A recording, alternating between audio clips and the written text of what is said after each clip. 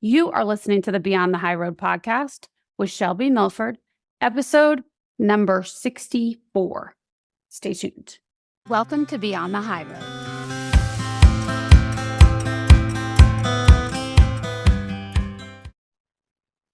Hi, you guys. How are you doing today?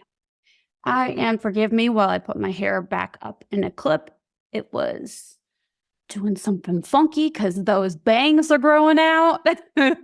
And so I just had to put it back. I had a alfalfa up there. So anyway, moving along. Do you like my little scene today? It's a Christmassy theme again, but it looks to be a bedroom. It's another one of those YouTube ones. However, it's like a dream bedroom. There's a library loft upstairs, windows seemingly 360, and this fireplace that also is pretty much all glass. Not even sure how I don't think it's possible. But anyway, it's a gorgeous, dreamy view. The way that it's situated actually reminds me of when I was living in South Africa.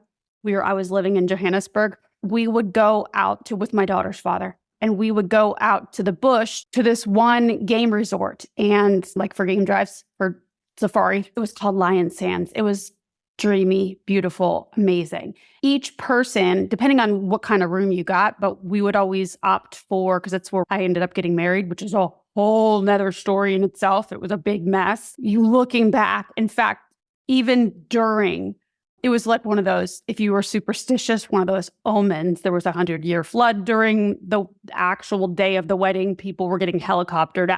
It was a disaster. But anyway, besides the point for right now, I've led an interesting life, you guys. But each one of the houses had this gorgeous view like this, except for I wasn't obviously overlooking snow, but instead a plunge pool, right there, and then a dry riverbed, and then a actual river. And the river would be hippos and what have you, and monkeys will come up near the plunge pool. All kinds of wildlife would be literally right out your window if you're watching this, sort of like that, how that is situated. That's what that reminded me of. But yeah, so it was absolutely gorgeous, beautiful. So if you ever get an opportunity, if you've ever wanted to tick off going on a game drive or on safari in Africa somewhere, I highly recommend Lion Sands outside of Kruger Park. Anyway, that was the not planned content. But I did want to mention before I get into the real topic for today. I was thinking right before I got on, and I was looking at the Christmas theme there. And then also my couple Santa Clauses and elves that I have up here. And I told you guys, I think I shared with you guys on a recent episode that I haven't had a Christmas tree for some years. I think I had one twice since my daughter left. And both of those times, it kind of felt forced. I felt like I was doing it out of some sort of obligation or need. One of the times for sure, because I knew my daughter was going to be coming to the house. And so that made sense for me because she would be seeing the tree there and her presence under the tree. But then the other time that I got one, I did it I felt like some weird obligation. So I wanted to visit both of those things in a very quick, short blurb here. In fact, this is one of my most requested podcast episode ideas. And I know I was there too, just didn't know what to do with myself around the holidays. Things are different. Should I even be celebrating? Is this right? What message is that sending out to not only my kiddos, but also to those that are quote unquote watching that have opinions? And here's what I want to say about that. Those people are not you. People are going to have opinions. There are people out there that are going to cheer you on silently. There are those people that are going to courageously stand beside you, steadfast supporters. And then there are those people out there that are going to criticize no matter what choice you make. So I just want to offer that you provide yourself the space to make your own decisions about what is right and not just do it because you think it's what you have to do or what you should do or shouldn't do. I just want to let you know that it's okay. It's okay no matter what you decide to do for this holiday season, for upcoming birthdays, however you want, truly like inside want to celebrate it, not celebrate it, that is exactly how you should do it. I think that paying attention to how outside says you should do it is not going to serve you. And it changes too. I think we all get into a groove with no matter what we're doing. We build up expectations for certain areas of our lives and we just move in that direction. It's done basically by habit and on autopilot in our brains. And so unless we intentionally incorporate our higher thinking, then we will just continue to live status quo and live our lives based on what we know that it has already worked in our past. If your goal is to grow through this immense challenge of alienation, I find it really helpful to frequently assess, reassess all areas in my life. Like with this Christmas, I ask myself every year, do I want a tree yet? Am I ready for a tree? Do I want to put lights on the house? Do I want to, like on the exterior? Who do I want to spend my time with this year? What am I going to buy my daughter this year? All of those things I'm asking with my higher thinking brain, not with the fear-based survival brain. But every occasion that these things come up, I redecide what it is that I want to do. Because if I lean on my habit and what my past has told me for my current decisions, my current experiences, then I'm only going to keep recreating what has already been. And then my life is just going to continue to stay the same. For instance, this is a very trivial thing, but I think also there's a compound effect that happens here. This year, I did not put lights up on the house. Last year and the year before that, I did put lights up on the house, like on the roof. Got up and did the lines, the string lights. This year, I didn't feel like it. In fact, I bought lights to wrap all the trees out front, and I only ended up wrapping one.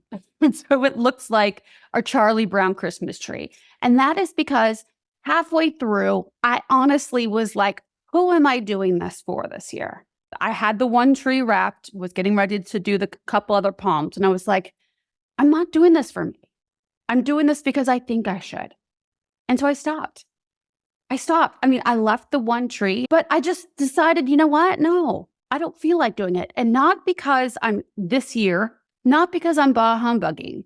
It's because I truly just didn't feel like doing all of the things. Now, inside, I did put my garland. I have some elves that you can kind of see here and some stuff over where you can't see, and then the other room.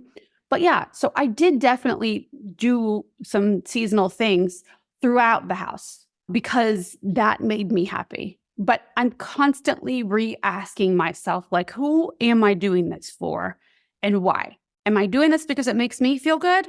And sometimes my answer will be like, I'm actually doing this for my daughter or for my mom or for whoever. I don't want to do these things, but I know that they would want me to do these things or that it's for their benefit. If we're talking about my daughter. Do I really want to do the things? No, but my desire to do those things for them is more than my desire to just not do them for me. Basically, what I'm saying is sometimes I do choose the other people's desires over my own, but that's because I know and I've weighed the pros and cons, and the benefit of doing the thing outweighs the cons of not doing it.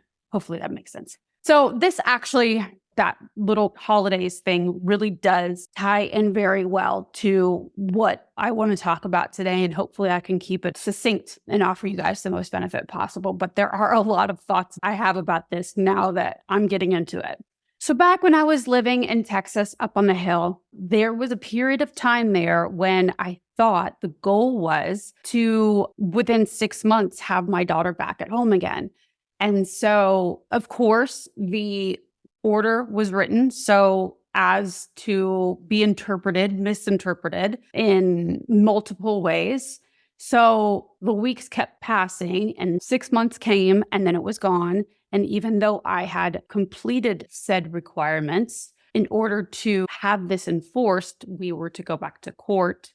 And so I needed this team of what I had hoped to be advocates for me and my daughter to come together and for things to start working as, in my mind, as they should. There was this deep sense of urgency. And the attorney that I had at the time would always tell me that he was waiting on something to be filed, and he would always just pass the buck and tell me that it would be done next week. And so each Friday I had this overwhelming feeling of like failure and impending doom, helplessness, hopelessness, because nothing was getting done. In my mind, another whole week had gone by and nothing had moved on the case. In my mind, my ex was getting away with murder. Every week that went by, my daughter was getting a week older, and then her birthday would come up. This will make me cry thinking about it, but like her birthday would come up, and then another birthday would come up. And these milestones, these weeks, these months, I would look back on and nothing would get done. I was in this like holding cell of life, waiting for things to happen with my case in order for me to make any moves outside of the case or even for the case.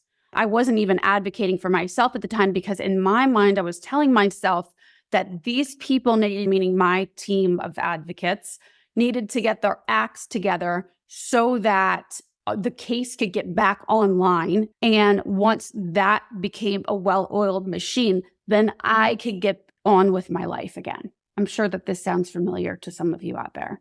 If you've ever been waiting for pretty much anything, but especially when it comes to the civil legal system. So I sat and wasted years of my life, at least 5.5 years like that. I'm really going to say it was more like 7 years of watching, waiting, hoping, numbing. That was my little cycle. And on the side, of course, in the beginning part of that 7-ish years, the other guy I was with was making things more exciting in my life, right? And not necessarily in a good way, but that was to me like the perfect storm, if I look back on it now, of this survival brain life that I was living and that I was addicted to, actually. I hated it. It was such a painful existence, but I was addicted to it. And that is because our survival brain, the way that it operates is on that motivational triad that I talk about. Seek pleasure, avoid pain, be efficient, right?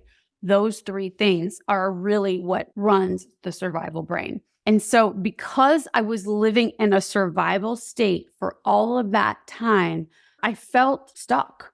I felt blocked. I was too addicted to the adrenaline from that kind of living that I didn't know how to, it's like trying to get out of a moving car. It seems impossible to stop it or to get out at the right time. So one of the questions I get asked at least a few times a week is, Shelby, how do you do it? How can you be so positive? And I tell you, it's not a magical sounding answer. It has been this compound effect. I think that it is not just one thing. It is all of the daily little things that have added up and caused me to change the way that I think on the regular, everyday basis. The minutely, hourly basis I have made, and you hear me talk about this all the time, about changing the way that your brain thinks on default and choosing a more effective way of thinking that serves you. That is it. It's not a sexy sounding answer, but it is truly what has changed everything in my life. When I was at the point where every Friday would come, I felt shattered on the inside. If I bring myself back there right now to that place, I feel that emotion. It shattered me every Friday because I knew another week had gone by that nothing had gotten done with my case. Nothing had gotten done in my life. I was only getting older. Was my thinking back then, is I was only getting older and everything in my life was staying the same or gotten worse. And so it was also a compound effect of having like this negative experience after negative experience just piled on top of one another to create one big clusterfuck. I got so sick and tired, like physically sick and tired, and also emotionally, mentally sick and tired of that negative compound effect happening on my life. Life was happening at me, around me, away from me even, and that I wasn't the one doing the creating. I looked outside at other people and how they were doing. And, people always say that Instagram and Facebook are bad for our mental health. But honestly, this is just coming to me now. I haven't ever given it more thought, but I think social media for me at that time was my turning point, meaning like I was looking at other people, whether their lives looked as pretty away from Instagram as they did on Instagram is no matter to me. Because for me, looking at other people living their lives and doing things with themselves, going on vacation, killing it in business, having friends and family that were supportive and around, just doing like the everyday things, those are what motivated me back then, right? It was like, wait a second, look at all of these people doing all these things. And then here I am, and my life has remained the same in some areas and only gotten worse as a result of it staying the same in all areas. So I think that was a big eye opener to me. And I couldn't live like that anymore. I literally was like, I don't know if it was a one defining moment. It was just a bunch of those built up. And that's how I think it is most of the time for all of us. We always want to think it was this one moment. Now, I did have one of those moments, and I've shared that with you when I was on that run. And I ran that miraculous 10 miles when I saw my whole vision of who I was going to help and all that stuff. That, yes, there was one moment. Other than that, all of these other things, these other realizations were just a conglomeration of like a buildup of many different little baby realizations. Each Friday, all of those Fridays building up, finally broke the camel's back. That's when I started taking all the tests, the personality tests, and then looking into coaching schools, and the rest is history. But it took me making a step, doing something, and being sick of living the life that I didn't want to live anymore. And then it took my commitment, my dedication, my determination to continue on, to trust that no matter what, that I was going to get somewhere, that I was going to keep on even when it got hard. Because what I think our advantage is here, y'all, is that we have been through some of the hardest shit, I think, in my mind, a human will ever have to go through, a parent could ever go through. And so we know what hard is, right? We know what that is. So for me, it was like, I can do difficult. I've done difficult my entire life, really, but especially during this whole alienation thing. So difficult to me, I was like, if I just kept viewing the new difficult as like, that's okay, I can do difficult, it was no problem for me. That's how I saw it back then. I was like, I can do this. I will figure this out. So even though I didn't know what my end result was going to be back then, I made one commitment to myself that I was going to change this. And I made this silent commitment to my daughter as well. Like, I'm not going to remain here. This is not what I'm going to be modeling for her the way that I was. And it wasn't how I wanted to model for myself. And so that one very conscious decision to start moving in a direction and start finding answers for myself led to a lot of little commitments to myself to continue on no matter what.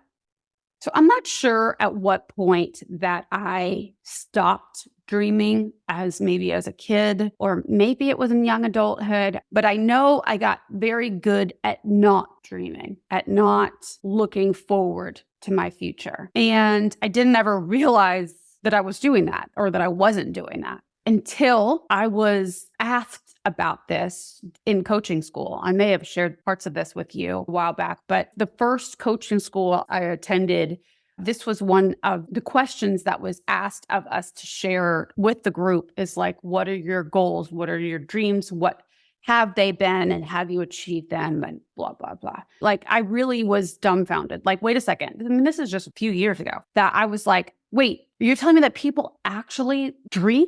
People have goals that they do achieve?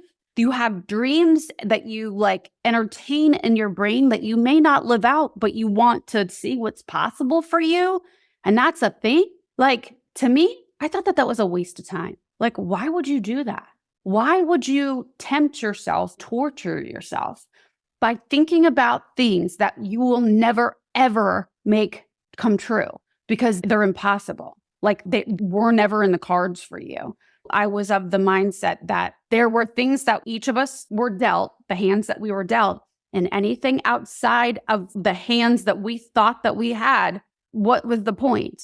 Why would you even try to consider anything else?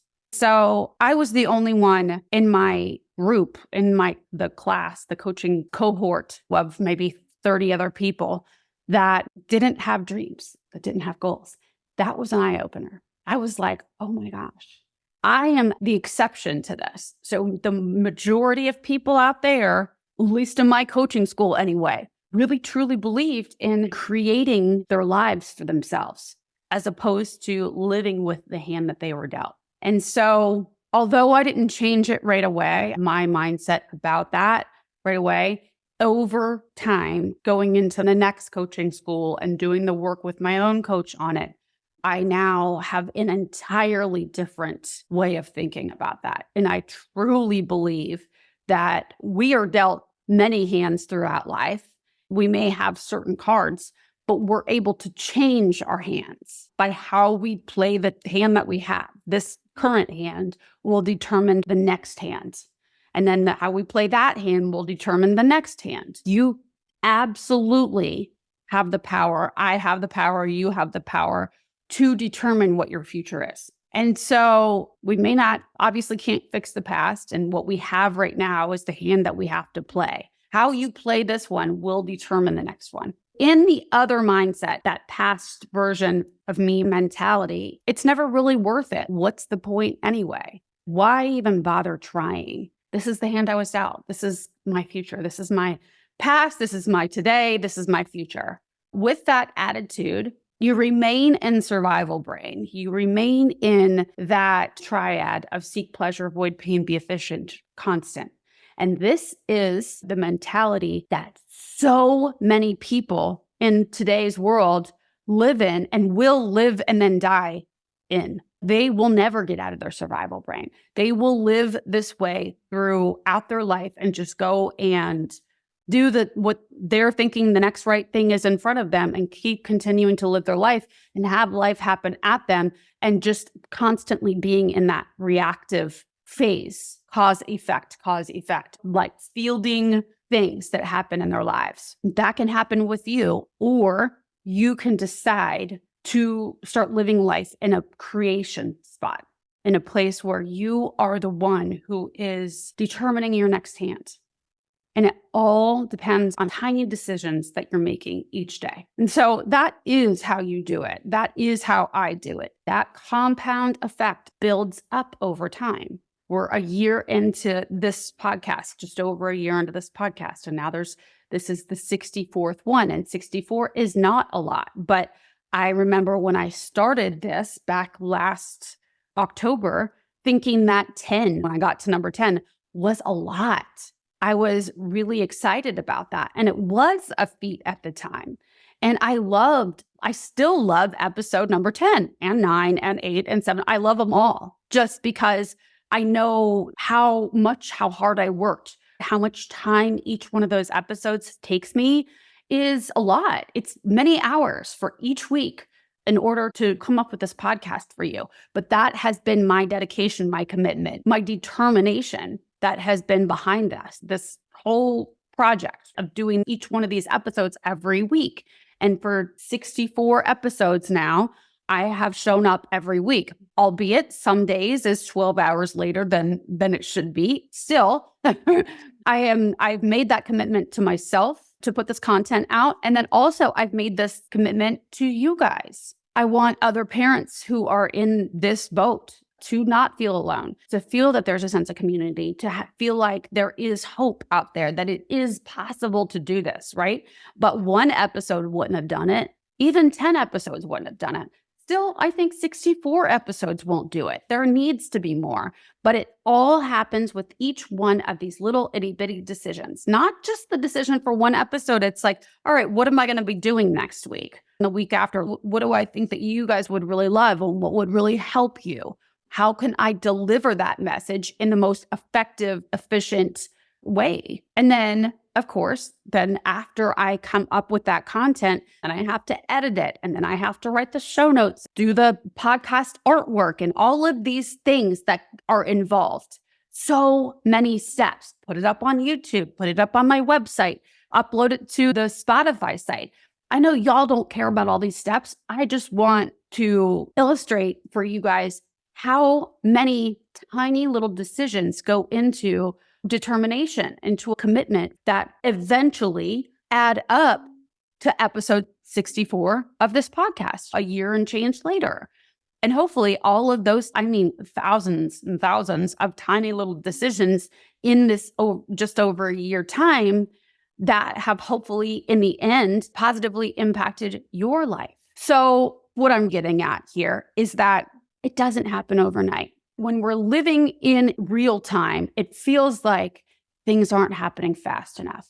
For you, maybe reunification isn't happening fast enough.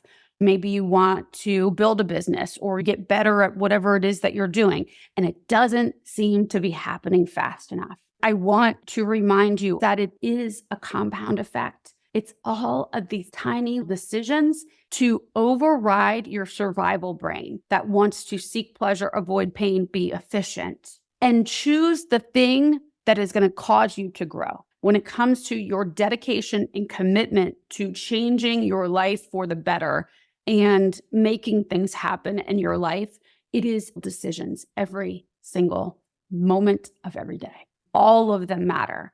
Anytime that you feel yourself going back into survival brain and thinking, this one time won't matter, or maybe I just need to take a nap, or maybe I should finish that bottle of wine tonight because why not? It's just this one time. It's the holidays. I deserve it. That is all survival brain. And so what you will get out of it, even if you don't reach your goal, whatever the end all goal is, if you continue to make the choices based on your higher thinking, right, away from your survival brain, the person that you become as a result of going after the goal is what matters, in my mind, anyway. You become a much stronger, much more evolved version of you by continuing on and staying committed even when it's difficult, even when it doesn't feel convenient for you. Developing the skill of staying determined, I think it is a skill. When you choose determination, you're really choosing to stay steadfast even when the going gets tough. Determination is your ability to deal with the fails and keep going, knowing that you the faith that you can still accomplish what it is you want to accomplish. Whenever I became a coach, I thought the second that I got my certification that my phone would start ringing. I thought, oh, surely I'll just get clients just like that. They'll just come to me. Everything will just fall into place. It never happens that way. In fact, I thought that back when I was waiting for the stuff to happen with court, I thought that the second that I did all the things with all of the court's, really my ex's wishes, I thought that the second that I complied, that he would somehow be knocking on my door. I really, truly, somewhere in my brain, I'm sure I've shared this craziness with you before, I pictured him at my front door in my house on the hill, him and his wife being like, all right, cool, we're all good now. As if that was ever going to happen. It wasn't. Things weren't going to come to me in that way. I had to make shit happen. I had to believe when believing was hard, when the belief I wanted to believe wasn't believable. You know what I'm saying? It is exhausting in the beginning too. When you're taking those steps and you're learning new skills and you're doing something outside of that survival brain, it takes energy. It does. It takes brain energy and it takes your body's energy because it's something new. So if you're stuck in that survival brain, that triad, then going against the grain and away from efficiency, your body will want to fight it because it's trying to work for you. It just doesn't understand that by staying in survival brain mode, it's only keeping you alive. It's keeping you on the hamster wheel. So stepping off, it's going to feel clunky. It's going to feel like there's more resistance. It's going to feel like, I don't know what I'm doing. This feels awkward. This feels wrong. You will know that you're on the right track and that you're using your higher thinking when you are not making decisions out of desperation or rush. Once you get good at stepping out and doing different things, then your brain will use that. That will become the default and it will not take nearly as much energy. In fact, hardly any energy at all, because your brain will now have made that the default. It'll be used to switching gears quickly and not meeting the resistance. You won't be fighting it mentally in your brain each time you switch, each time you adjust your sails.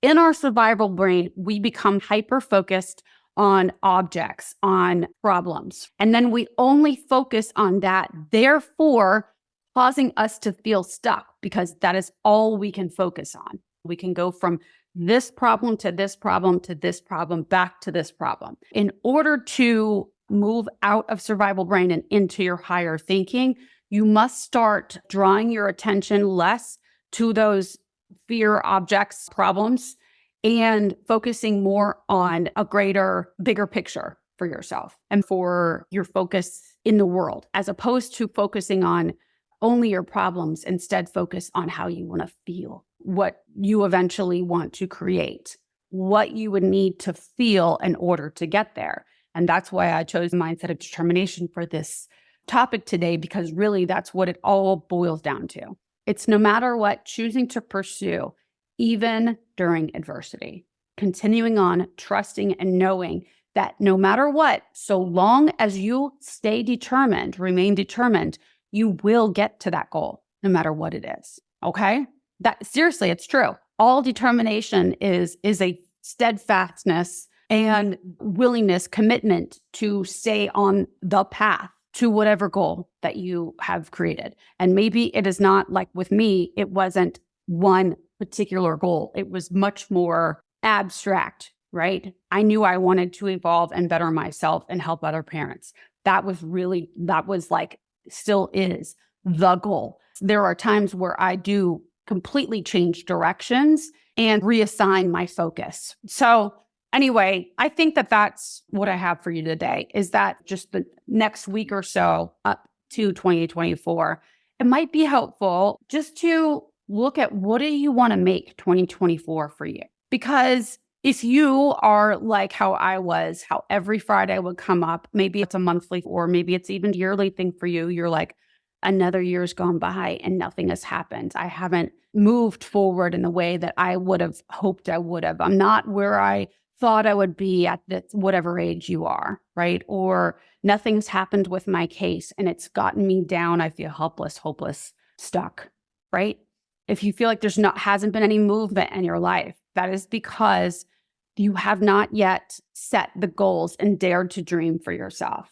So that is what my hope is for you in this next couple of weeks, is to take this time over this holiday to really assess, like, what do you want to create in 2024 for yourself? What do you want to feel? How do you want to feel in 2024? What is the goal for your overall emotion in 2024? And I know that sounds like, I don't know about woo, but especially maybe for some of the dads out there that are listening. Listen, your emotion, our emotions are every human. The emotion that we feel is what drives our every action, which ends up producing our results. Every action that we take is because of emotion. Emotion is always responsible for causing you to act in whatever way you do, okay? Which will produce your results. So even for the dads out there, emotion is everything. So determination, feeling committed, like the emotion of commitment, of dedication, of drive, of self-encouragement, all of those things. Those are emotions that will get you moving, get you in the headspace, cause you to move forward mentally and emotionally and physically, actually, literally move forward. Okay. So just what do you want to create for yourself in 2024? What is it going to take to get you there? What emotion would you need to feel to create that result for yourself? Remembering the compound effect, right? End results don't just happen. It's all of these little tiny things that like build this perfectly well-oiled machine that will turn into the autopilot in your brain. So it is work in the beginning. We only have so much brain power per day. And I don't mean that to sound limiting, but I mean that so that you can remember that and use that to your advantage. Save your brain power for where it matters. Instead of spending your energy, your brain energy, your body's energy, hyper focusing on your problems, instead shift over and start using your prefrontal cortex and start focusing on the greater purpose of your future. Okay? All right, you guys. When is Christmas? I think that this is when I tell you Merry Christmas, Happy Hanukkah, happy all the holidays, because Christmas is next Monday. And so then I will talk to you right before New Year's. Okay? So have a wonderful, wonderful holiday, no matter how you're spending it.